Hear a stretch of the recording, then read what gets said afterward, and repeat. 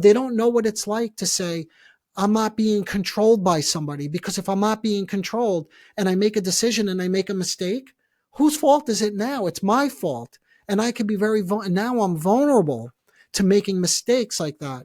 Yeah, go ahead, Lisa. Please jump in. I see Yeah, you shaking your head. I'm really glad you said that because I notice when I'm counseling people who've been in these types of relationships, trying to keep this narcissist happy, Mm-hmm. trying to be a couple steps ahead of the narcissist in terms of anticipating what they're going to want, what they're going to ask for. It's like the partner's whole entire world has become this other person. Yes. So then when they start to leave, not only is this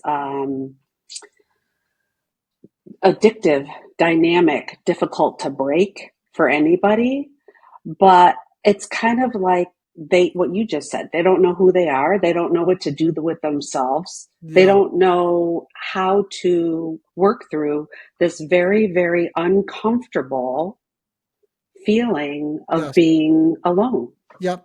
And that's why oftentimes you see they go back, right? Either they go back if they can't work through this, Lisa, or they end up in another relationship like this, or they can end up with some kind of addiction. These are all things I commonly see when people come to me. They're kind of in that stage already where they're going back and forth, or they're turning to some other vice, because it's so hard. It's the seductive realm of fantasy versus being in a painful, uncertain reality.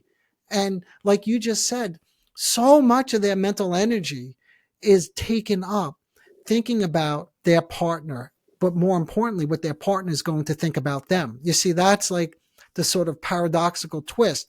On the surface, it looks like they're just looking to please their partner, which of course is true. But as you get closer to this, it's they want to please their partner. Why?